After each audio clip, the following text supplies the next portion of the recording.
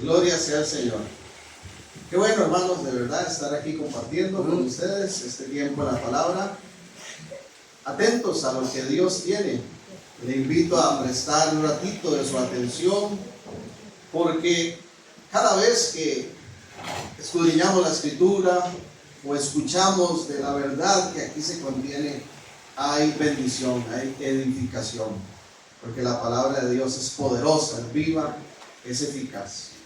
Y hay muchas temáticas que podemos abordar en la Escritura de diferentes ámbitos. Está escrito que esta palabra es útil para múltiples cosas: instruirnos, corregirnos, exhortarnos, redarguir, edificar, tantas cosas. Y hoy vamos a tocar una temática que tiene que ver con nuestra mente, con nuestros pensamientos. Pero quiero, antes de ir al texto base, que va a ser Romanos capítulo 12, tener una lectura en esta introducción del texto de Primera de Corintios, capítulo 12. Entonces, por favor, ubique conmigo ese pasaje y pueda dar seguimiento a esta lectura. Igual lo vamos a estar proyectando aquí atrás. Pero inicio entonces leyendo lo siguiente. Primera de Corintios 12, versículo 13. Voy a leer, más bien desde el 9. Voy a iniciar. Vamos a ver.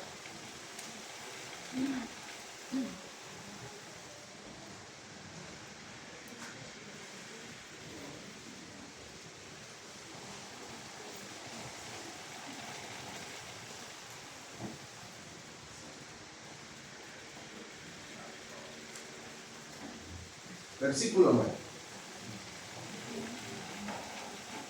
Dice así la palabra del Señor: porque en parte conocemos y en parte profetizamos, mas cuando venga lo perfecto, entonces lo que es en parte se acabará. Cuando yo era niño, hablaba como niño, pensaba como niño, juzgaba como niño, mas cuando ya fui hombre, dejé lo que era de niño.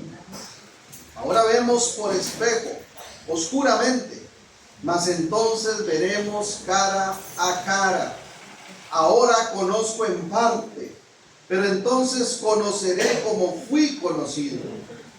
Y ahora permanecen la fe, la esperanza y el amor, y estos tres, pero el mayor de ellos es el amor. Interesante este texto. Un texto como este pone en evidencia que...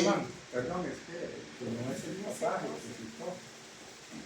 Primera de Corintios 13, del 9 al 13. Ah, bueno.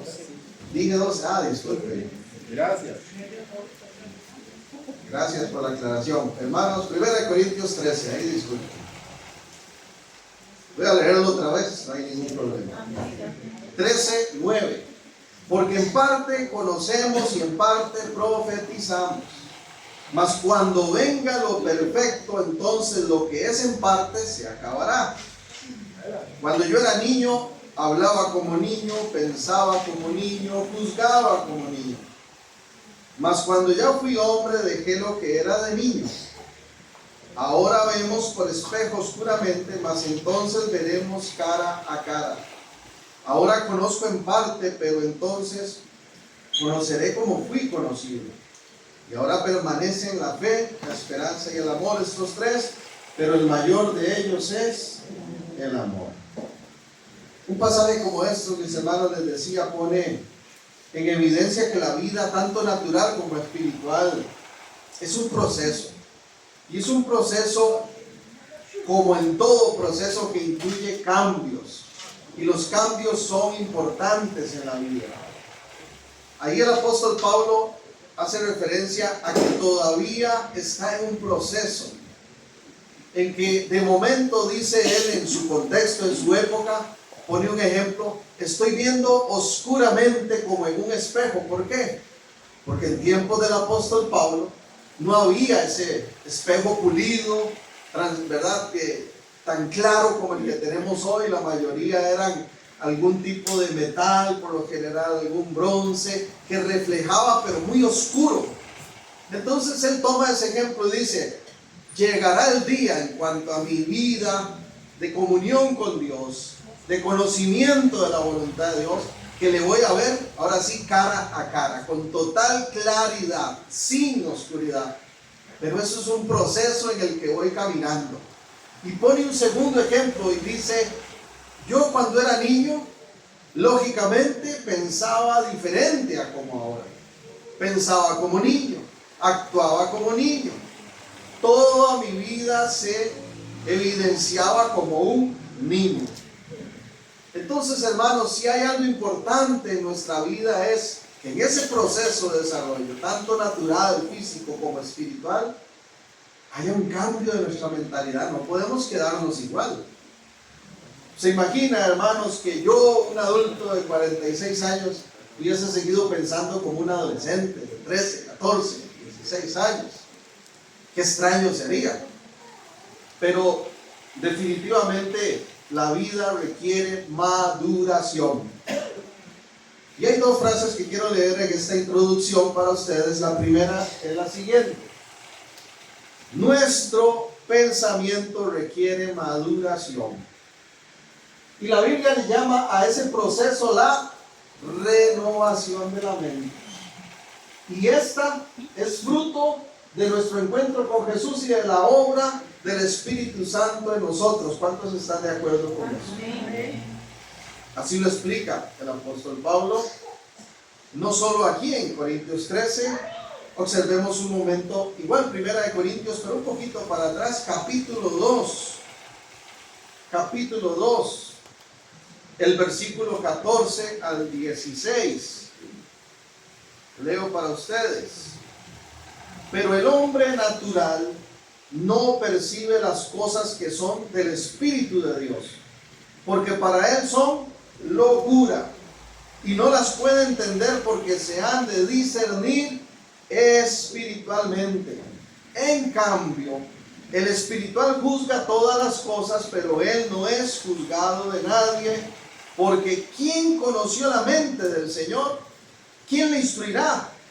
Y hace una afirmación muy poderosa: mas nosotros tenemos la mente de Cristo. En ese proceso, en ese caminar, en esa transformación de nuestra vida, por la obra de Jesucristo y del Espíritu en nosotros, podemos decir lo que dijo el apóstol Pablo: tenemos la mente de Cristo. ¿A qué se refiere tener la mente de Cristo? Observe esto, por favor. Segunda frase, mi hermano. Tener la mente de Cristo no es otra cosa que la capacidad de discernir o conocer la voluntad de Dios en el mundo. Y esto sin Cristo y sin el Espíritu Santo es imposible.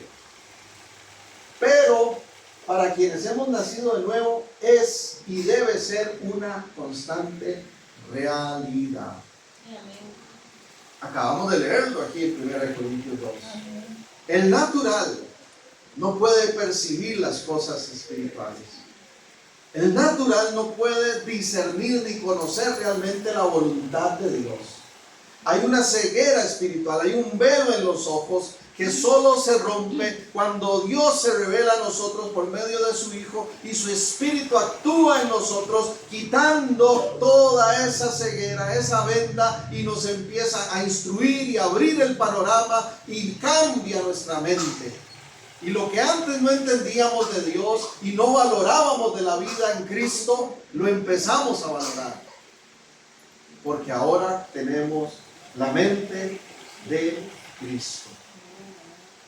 Quienes hemos nacido de nuevo, tenemos y debe ser una constante realidad. Mi punto, mis hermanos, es que si realmente somos hijos de Dios, discípulos de Jesús, entonces debemos tener cada uno de nosotros esa mente de Cristo. Y esa mente está evidenciada en esa expresión de una mente que ha sido renovada. Todo aquel que ha venido a Cristo, ahí empieza el proceso de la renovación de la mente. ¿Verdad que no pensamos igual? No. Él ha cambiado nuestros pensamientos. Él ha cambiado nuestra forma de pensar. Esa es la renovación de la mente en nosotros. Vamos a tomar en este día Romanos 12. Y a partir de la reflexión de ese texto vamos a evidenciar, o más bien a expresar, algunas evidencias de lo que es vivir con esa mente renovada. Antes, acompáñenme a orar. Padre Santo, gracias porque podemos acercarnos a tu palabra. Gracias porque te has revelado a nuestra vida. Gracias porque en nuestra condición de necedad, de ceguera, de rebeldía, de desinterés por las cosas tuyas y de tu reino, viniste a nosotros y empezaste a cambiar nuestra manera de ver, nuestra manera de pensar, nuestra manera de actuar. Gracias porque has llevado adelante y estás llevando adelante ese proceso de renovación de nuestra mente. Y gracias porque hoy podemos decir que tenemos una mente renovada en Cristo. Señor, respecto a lo que es vivir con esa mente renovada, permite que tu palabra nos hable. Sé tú, Señor, hablándonos, porque no hemos venido a oír pensamiento de hombre ni palabra de hombre. Dispuestos estamos para recibir de ti y para poner en práctica todo lo que nos enseñes hoy. Que tu palabra corra y sea de bendición en el nombre de Jesús. Amén. Y amén. Entonces, mis hermanos, mi punto es que si ya estamos en Cristo, tenemos que evidenciar una nueva manera de pensar. Ya no podemos pensar como pensamos antes. ¿Cómo se nota esa renovación? Esa es la pregunta importante. ¿Cómo se nota esa renovación? ¿Cómo se nota ese cambio de mentalidad?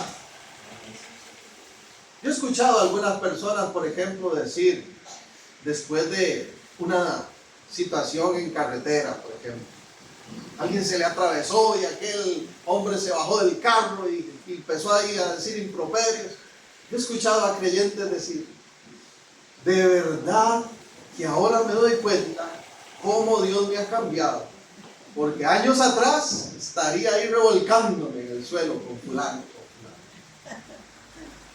En medio de una crisis económica, yo he escuchado creyentes decir, de verdad que Dios ha cambiado mi mentalidad, porque estaría echado a morir, pero hoy tengo esperanza.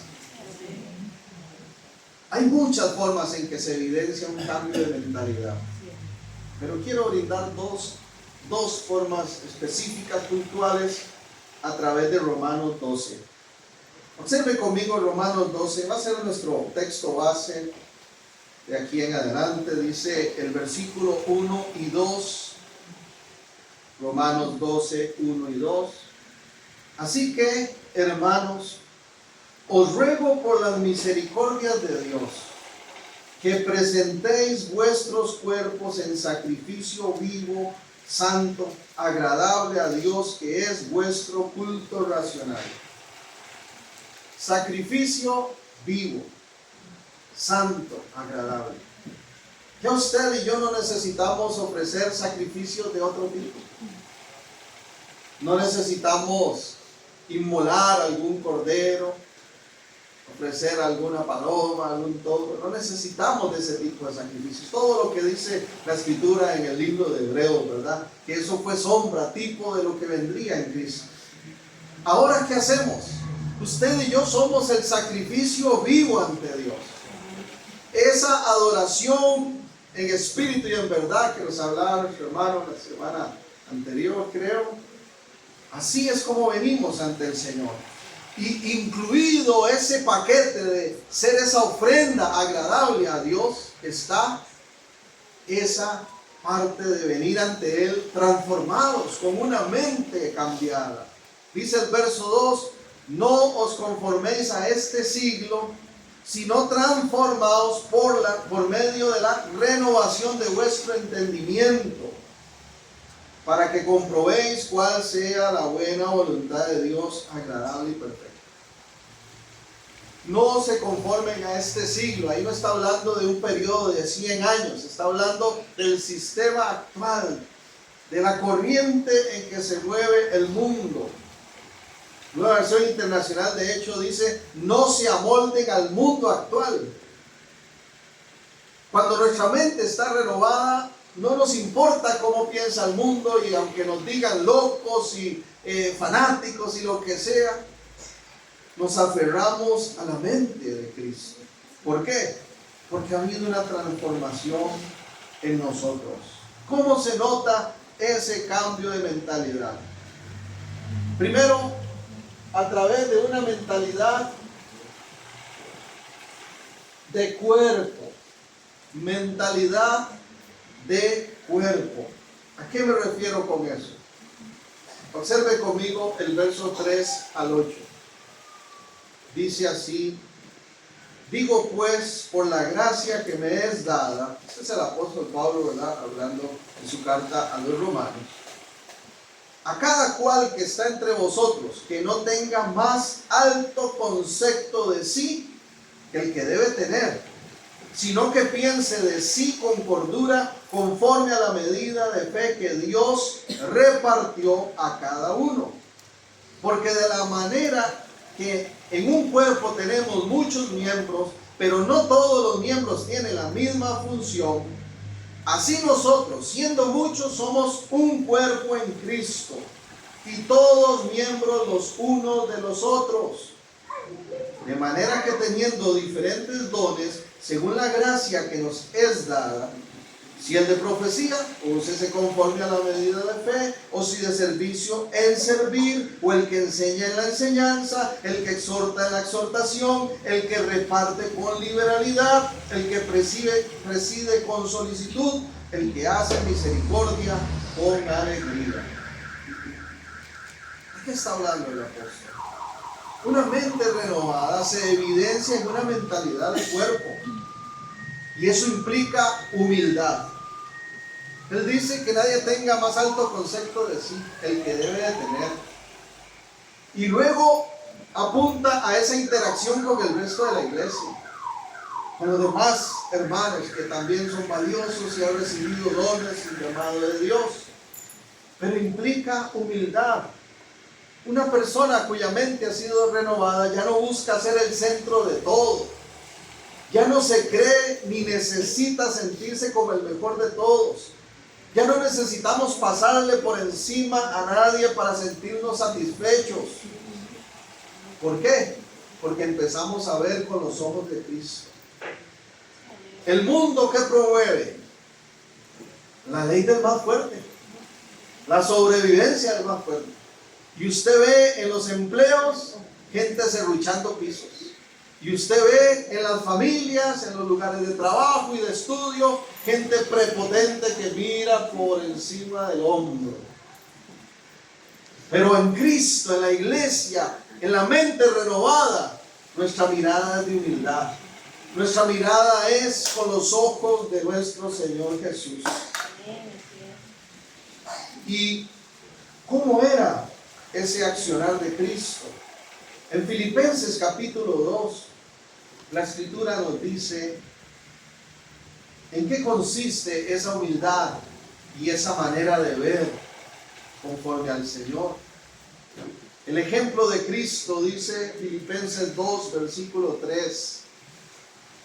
2, 3.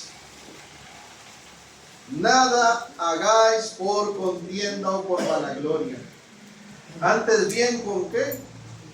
Con humildad. Y me gusta una definición de humildad que es poder o autoridad bajo control. Porque ser humilde no significa ser el pobrecito yo y estar siempre debajo de los zapatos de todos, no.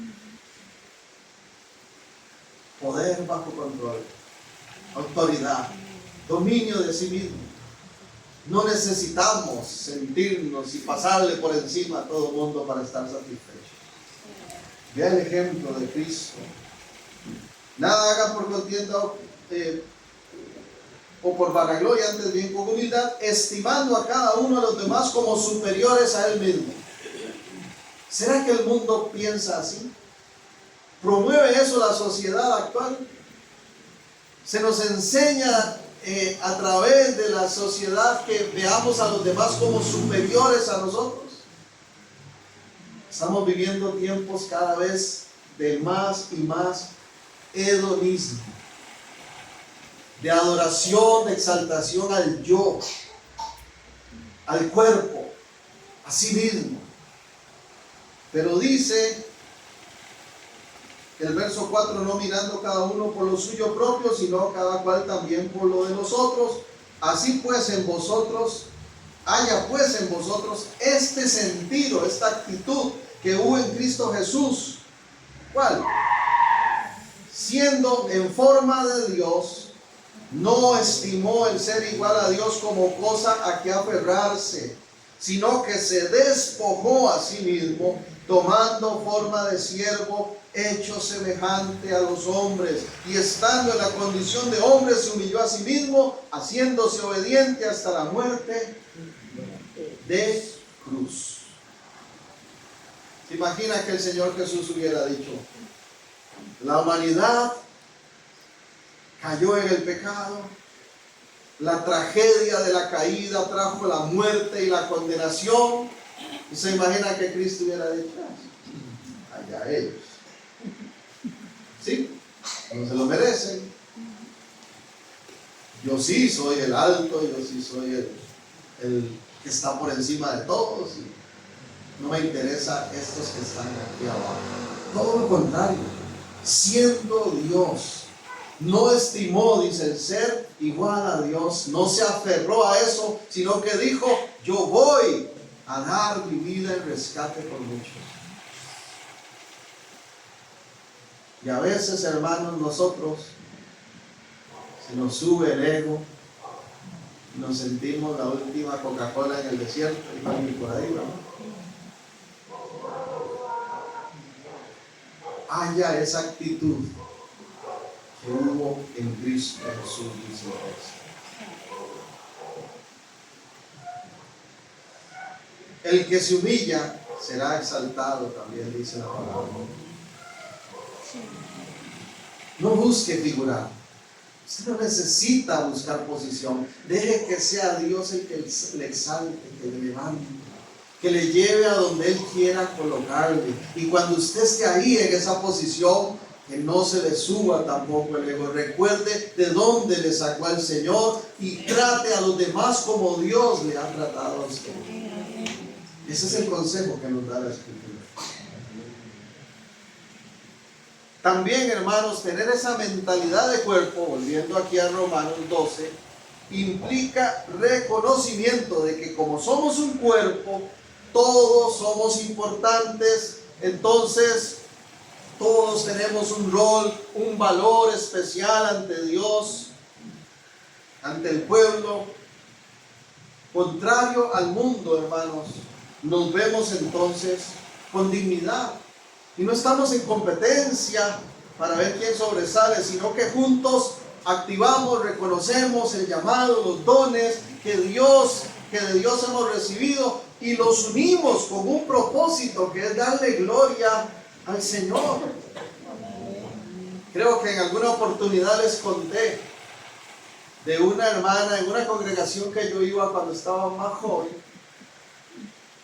y años atrás, como yo servía en la alabanza, acostumbraba a llegar antes, ¿verdad?, de que empezara el culto, y alistaba la guitarra y oraba un rato.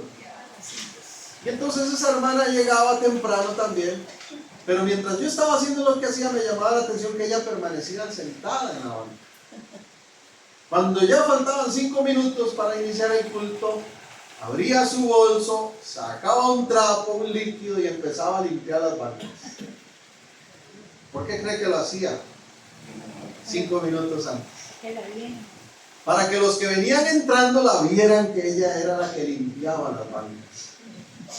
Hermanos, aunque nadie te vea, aunque nadie te reconozca, la mirada de Dios está sobre aquellos que tienen un corazón servidor, humilde, entregado a Él y a los demás. Durante un tiempo, un pastor que después conocí, tocayo mío no solo de nombre, sino de apellido, servía en las radios populares cristianas de este país. Y una vez me tocó que vino unas señoras y preguntaron por el pastor, y que yo salí allá a saludarles, a recibirles, y cuando me ven dice: ah, es usted. Creíamos que era el de la radio. Se subieron al carro y se fueron. No importa, hermanos. No importa si no somos conocidos, no importa si no somos famosos, populares. Lo que importa es que hagamos la voluntad de Dios. Y eso es tener una mente renovada, tener una mentalidad de cuerpo, entender que todos somos importantes. Yo agradezco, ¿verdad?, las palabras de aliento, de gratitud, de amor, de cariño que me envían cuando es el llamado día del pastor, ¿verdad?, como en este caso de este domingo. Pero cuán valiosos somos todos, ¿ven? Todos nosotros. Eso es una mentalidad de cuerpo. Vean qué interesante, volviendo a Primera de Corintios, en el capítulo 12, cómo en una forma tan directa se nos reitera que todos somos valiosos, que en el cuerpo de Cristo, ¿verdad?, que es la iglesia, todos somos valiosos. Quiero leer un momento aquí en Primera de Corintios 12, versículo 12.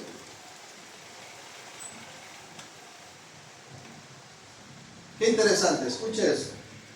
Porque así como el cuerpo es uno y tiene muchos miembros, todos los miembros del cuerpo, siendo muchos, son un solo cuerpo. Así también Cristo. Porque por un solo espíritu fuimos todos bautizados en un cuerpo, sean judíos o griegos, esclavos o libres, a todos se nos dio a beber de un mismo espíritu. Además, el cuerpo no es un solo miembro, sino muchos. Si dijere el pie, porque yo soy mano, no soy del cuerpo, por eso no será del cuerpo. Y si dijere la oreja, porque no soy ojo, no soy del cuerpo, por eso no será del cuerpo. Si todo el cuerpo fuese ojo, ¿dónde estaría el oído? Si todo fuese oído, ¿dónde estaría el olfato? Mas ahora Dios ha colocado los miembros, cada uno de ellos, en el cuerpo como Él quiso. Porque si todos fueran un solo miembro, ¿dónde estaría el cuerpo? Pero ahora son muchos los miembros, pero el cuerpo es uno solo. Ni el ojo puede decir a la mano, no te necesito, ni tampoco la cabeza a los pies, no tengo necesidad de vosotros. Antes bien, los miembros del cuerpo que parecen más débiles son los más necesarios. Y el griego original, allí cuando dice más débiles, en realidad apunta a los miembros escondidos. Porque hay órganos internos que no se ven, pero sin eso el cuerpo no funciona. Así de importantes somos todos y cada uno de nosotros. Amén. ¿Qué tal si repetimos juntos lo siguiente? Por favor, observe la pantalla. La que sigue. No, devuelvo. ¿Devuelvo? Está bien. Seguro me lo salté. Si gusta, repítalo después de mí. Aquí todos somos necesarios. Aquí todos somos necesarios. Y aquí todos somos importantes. Y aquí todos somos importantes. Porque aquí todos somos un cuerpo en Jesús. Por eso el oído no le dice al pie, no te necesito. Por eso yo no le digo a José, no te necesito. Por eso José no le dice a Carolina, no te necesito. Porque aquí todos como cuerpo, sea quien sea, nos necesitamos. Somos valiosos, somos importantes. Ese es el lugar que Dios nos ha dado. Todos somos importantes. Tan importante es el que predica, que usted ve aquí adelante, que sale por los videos, como aquel que nunca sale en un video, pero que sostiene como columna de oración, que apoya con generosidad o con cualquier otro acto de servicio. Alaban al Señor por eso. Volviendo a Romanos 12. Una mente renovada se evidencia entonces con una mentalidad de cuerpo, pero también en segundo lugar con una mentalidad de familia. Mentalidad de familia. Dice Romanos 12, 9 al 13. El amor sea sin fingimiento. Aborrecer lo malo, seguir lo bueno. Amados los unos a los otros con amor fraternal, en cuanto a honra, prefiriendo los unos a los otros. En lo que requiere diligencia, no perezosos, fervientes en espíritu, sirviendo al Señor, gozosos en la esperanza, sufridos en la tribulación, constantes en la oración, compartiendo para las necesidades de los santos, practicando la hospitalidad. Una mentalidad de familia. ¿Verdad que en una familia sana, el amor no se finge? Vamos a leer aquí, el amor sea sin fingimiento. Yo no necesito fingir que amo a mis padres, o que amo a mi esposa o a mis hijos. Realmente los amo. No lo necesito fingir. Y déjeme decirle lo mismo a cada uno de ustedes. Realmente los amo. Realmente los amo. ¿Por qué? ¿Por qué, hermanos? Porque esa es la obra de Cristo en nosotros. Y cuando Cristo está en nosotros, nuestra mente cambia. Y ya no estamos viendo solo lo negativo de los demás. Porque si usted empieza a buscar el punto negro en la pared blanca, lo va a encontrar. Porque si usted empieza a ver a este servidor y empieza a decir, vamos a ver qué hace o qué tiene malo el pastor, se lo aseguro que va a encontrar algo. Lo va a encontrar. Pero cuando hay una mente renovada, no perdemos el tiempo viendo las faltas de los demás, porque entendemos que nosotros mismos tenemos cola que nos bajen. Tenemos errores y faltas también. Y en realidad, aún lo que no nos gusta, aprendemos a pasarlo por alto, porque prevalece el amor con el que Dios nos ha amado primero. ¿Por qué podemos realmente amarnos unos a otros? ¿Por qué no necesitamos fingir el amor? Porque el amor de Dios ha sido derramado en nosotros.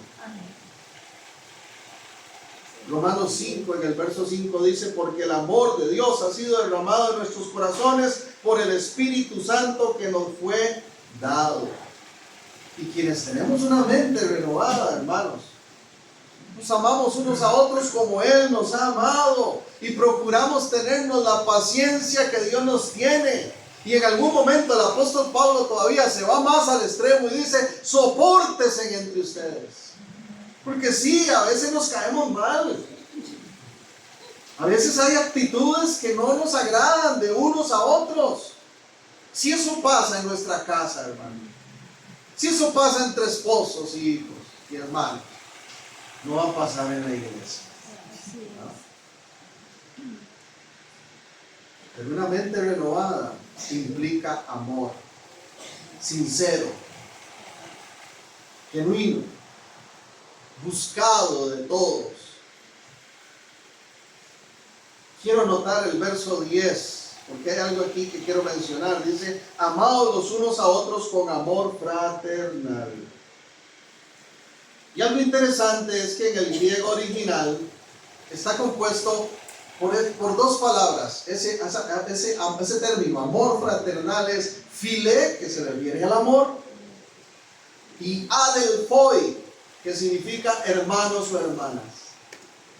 Lo que en realidad Cristo está diciendo es, ámense como si fuera hermano, hermana suya. Por eso es que, ¿cómo se saluda a la iglesia? ¿Cómo nos referimos unos a otros? ¿Cómo le va, hermano? ¿Cómo está, hermana? Que no sea una muletilla, que sea algo de corazón genuino. Así tenemos que sentirnos como familia, como hermanos en Dios. Y alegrarnos cuando nos vemos. Cuando yo veo a algunos de ustedes y los saludo, por lo general digo, ¿cómo está? Qué bueno verte. Y lo digo sinceramente. ¿Por qué no me ayuda y se lo dice a alguien? Así. Vuelvo a ver a alguien, dígale, qué bueno verte.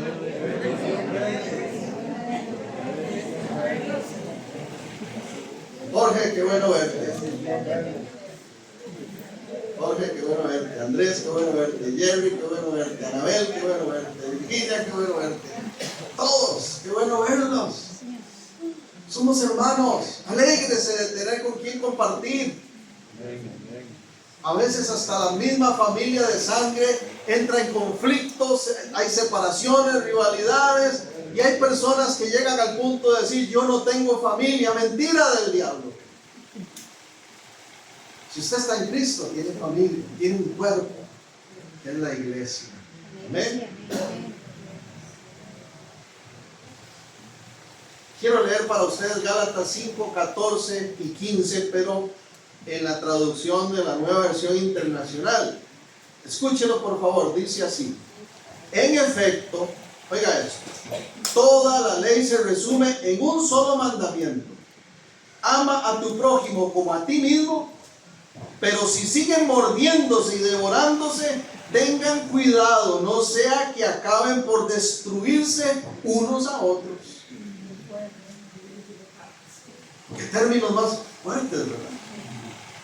Si estuviéramos en medio de lobos o de perros con rabia, yo diría, ¿por qué utilizar algo tan fuerte como estarse mordiendo? Dice.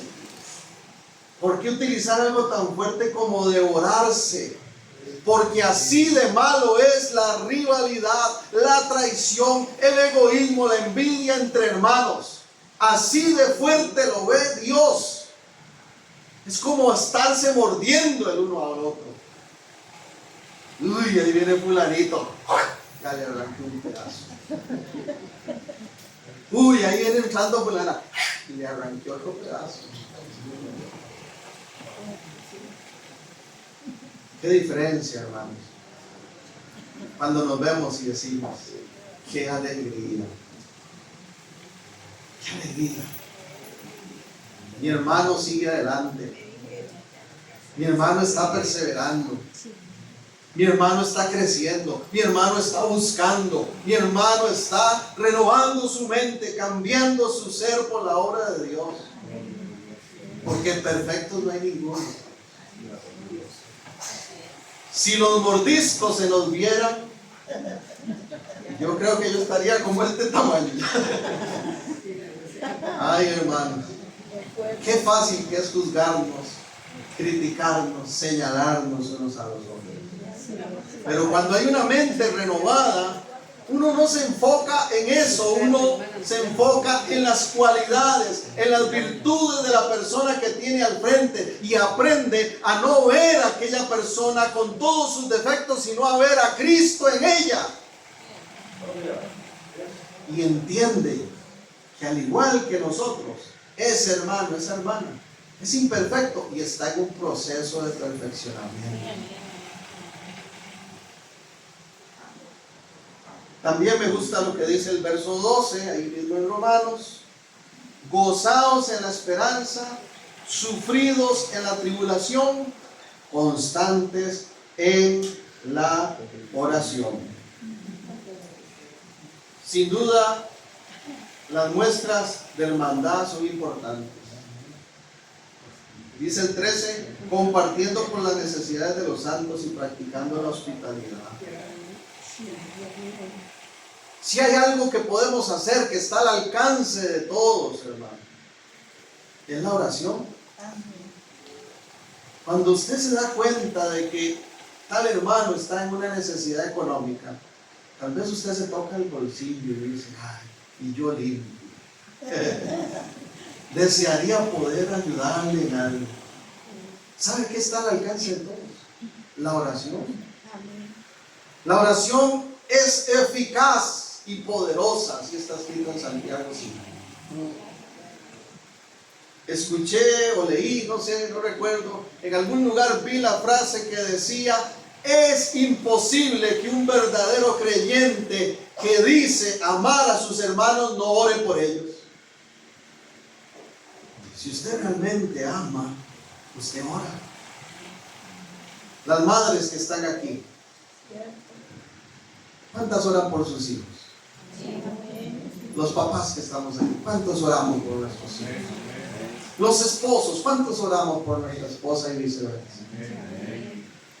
Porque cuando uno ama, uno ora, uno clama, uno intercede, uno derrama lágrimas, bota mocos si es necesario, delante de la presencia de Dios. Porque sabe que Dios escucha la oración.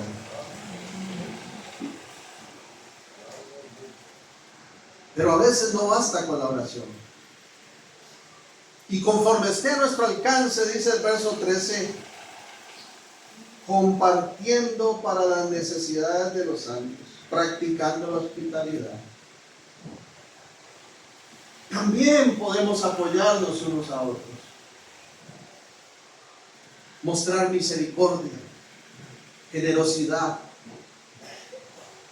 Sinceramente le digo, a veces me duelo de escuchar a algunas personas que son prontas para expresar inmisericordia en vez de misericordia.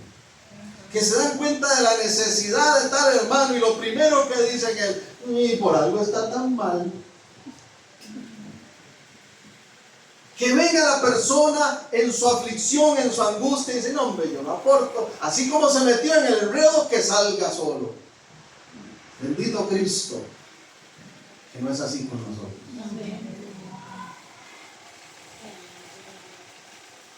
Pero qué lindo es cuando como cuerpo y como familia nos apoyamos unos a otros. Me da pena decirlo, pero hubo un punto, un momento en la realidad de la dinámica de esta iglesia que tuvimos que hacer una exhortación. ¿Sabe por qué? Porque en la llamada canasta de amor, que cada uno aporta un víver para, ¿verdad?, dar diarios a alguna familia en necesidad, ponían frijoles vencidos, azúcar vencida, macarrones vencidos. Pero eso fue allá. Ya los que estamos no, gloria a Dios. Porque cuando uno da lo mejor. Porque cuando usted da como si fuera para sí mismo.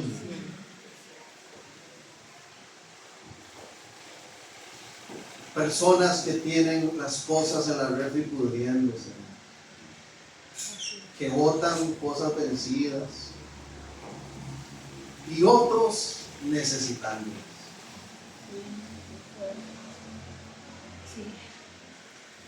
Hace poquito Dios me dio la bendición de comprarme unos zapatos porque estaba necesitándolos. Y fui y los compré. Y aguanté un domingo nada más. Una prédica los aguanté. Yo no sé por qué, algún defecto de fábrica trae, que en el pie izquierdo es como que trajeron una semilla de aguacate ahí. Mira qué incomodidad, una cosa rara, es un defecto así de la fábrica. No los aguanté. Busqué la factura para cambiarlo y la había perdido. Por un momento pensé, y voy a regalárselos a alguien, y ahí inmediatamente dije: ¿para qué? ¿Le va a pasar la semilla loca? ¿Ah? Hermanos, si damos, demos lo mejor. Dice Colosenses que todo lo que hagamos, lo hagamos como para el Señor y no para los hombres. Tengo un recuerdo de infancia, ya voy finalizando, muy lindo, de estar en la mesa cenando y hacerle ojitos a mi papá y verlo, agarrar su bistec o su carnita, lo que sea, y ponerlo en mi plato o en el de mis hermanos. Hoy como padre yo hago lo mismo, porque a uno no le duele despojarse con tal de ver aquella sonrisa, aquella satisfacción de la necesidad de los que amamos. Que nunca nos duela apoyarnos con generosidad entre nosotros. Amén. Más bien, hermanos, de verdad, si tuviera sombrero me lo quito. Quiero felicitar a esta congregación porque aquí hay generosidad. Porque aquí hay evidencia de amor sincero. Y cuando alguien expresa alguna carga, la tomamos. Y empezamos a orar como si fuera nuestra. Y cuando hay oportunidad de apoyarnos económicamente, lo hacemos también. Y yo sé que hay testimonios de eso. Así que adelante. Vea qué importante es esto, hermanos, que Jesús fue muy enfático. Mateo 25, el Evangelio de Mateo, es demasiado puntual y diría yo hasta estricto lo que nuestro maestro declaró. Mateo 25, 31, dijo Jesucristo: cuando el Hijo del Hombre venga en su gloria y todos los santos ángeles con él, entonces se sentará en su trono de gloria. Y serán reunidas delante de él todas las naciones, y apartará los unos de los otros como aparta el pastor las ovejas de los cabritos. Y pondrá las ovejas a su derecha y los cabritos a su izquierda. Entonces el rey dirá a los de su derecha: venid, benditos de mi Padre, heredad el reino preparado para vosotros desde la fundación del mundo. ¿Y por qué va a entregar a esas ovejas el reino y la herencia eterna? Porque cantaban muy bonito, porque oraban con palabras impactantes. Qué interesante lo que dice Jesús. Porque tuve hambre, verso 35, y me diste de comer. Tuve sed y me diste de beber.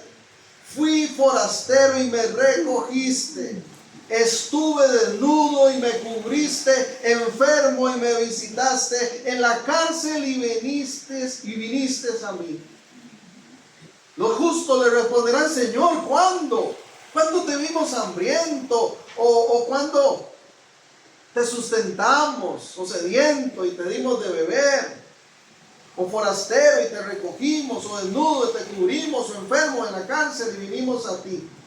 Y respondiendo el rey les dirá: de cierto os digo que en cuanto lo hiciste a uno de estos mis hermanos más pequeños, a mí lo hiciste. Pero ¿sabe qué es lo más fuerte de este pasaje? Que del 41 de adelante dice lo mismo, pero en contraparte. Señor, ¿por qué no podemos nosotros entrar al reino? Y le va a decir a esos cabritos, no a las ovejas, lo mismo pero en contraparte. Verso 42. Porque tuve hambre y no me diste de comer, tuve sed, no me diste de beber, fui forastero, no me recogiste, desnudo, no me cubriste, enfermo en la cárcel, no me visitaste. Y entonces le dirán: Señor, pero ¿cuándo te vimos así? Hambriento, sediento, etc. Y del verso 45: de cierto os digo que cuanto no lo hiciste a uno de estos más pequeños, tampoco a mí lo hiciste. E irán estos al castigo eterno y los justos a la vida. Termino con esto, hermanos. Aunque existen muchas otras evidencias de tener una mente renovada, pero ya tendremos tiempo más adelante para seguir estudiando ese tema. Por lo pronto quiero decirle algo. Cierre sus ojos para que no se distraiga, por favor, un momento, y escúcheme esta conclusión. Cierre sus ojos.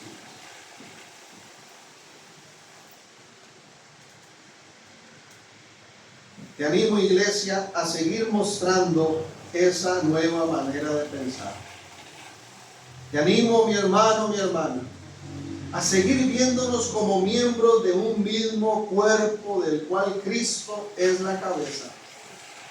Te animo a vivir como una verdadera familia de Dios, que aunque con errores y diferencias, nos amamos de verdad y estamos dispuestos a perdonarnos y tolerarnos y apoyarnos unos a otros y orarnos por otros e incluso desprendernos de lo que tenemos para ayudar a suplir las necesidades de los demás.